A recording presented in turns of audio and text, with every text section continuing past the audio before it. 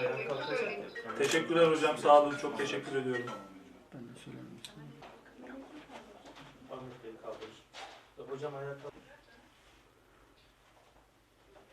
Evet, Bahar Hoca da geldi. Bir saniye. Öncelikle bu jüri desteğiniz için teşekkür ediyoruz. Bu süreci yürüttüğünüz için her birinize ayrı ayrı teşekkür ediyoruz. Sizlerin adına Deneyimlerinize teşekkür ederim.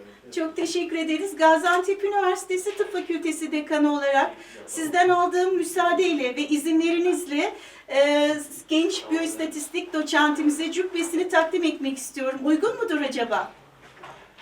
Tabii, oy birliğiyle. Oy birliğiyle teşekkür ediyorum takdirlerinizden dolayı.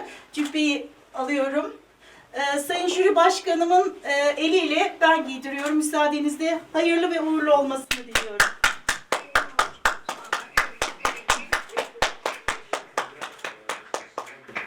Teşekkür ediyoruz. Çok teşekkürler hocam. Tebrik ediyoruz. Sizleri de camianın yeni bir öğretim üyesi kattığınız genç yeni bir Gaziantep Üniversitesi olarak bugün bir ilki gerçekleştirdik. Uzaktan Eğitim Merkezi Müdürümüzle birlikte doçentlik sınavını uzaktan erişimle gerçekleştirdik. Doçentlik sözlü sınavımızı gerçekleştirdik. Sayın Doçent Doktor İlkay Doğan öğretim üyemiz, Biyoistatistik Anabilim Dalı öğretim üyemiz başarılı bir sınav vererek sözlü sınavı da geçerek kadromuza atanmayı hakkı kazandı. Kendisini buradan tebrik ediyorum.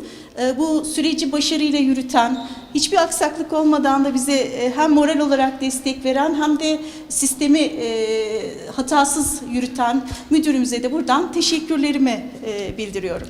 Çok teşekkür ederim hocam. Tıp fakültesiyle başlamamız bizim için ayrı bir onur kaynağı ve kıvanç kaynağı oldu. Adayımız sınavını başarılı bir şekilde gerçekleştirdi ve bitirdi. Bizim araştırmalarımıza göre Türkiye'de sözlü sınavı, doçentlik sözlü sınavını yapan ilk üniversite olmanın mutluluğunu da yaşıyoruz. Bu süreçte katkı veren bütün üniversite paydaşlarımıza, GAUZEM çalışanlarına, uzaktan eğitim merkezi çalışanlarımıza teşekkür ediyorum. Bunun arkası da gelecek zannederim. Biz 10 tane adayımızın doçentlik sözlü sınavını burada gerçekleştireceğiz. Evet.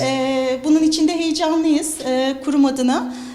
Teşekkür ediyorum hocam. Tıp fakültesi 10, toplamda 17 doçentimizin sözlü sınavını bu süreçte gerçekleştireceğiz. 15 gün gibi kısa bir sürede. Bütün adaylarımıza şimdiden başarılar diliyoruz. Diliyoruz.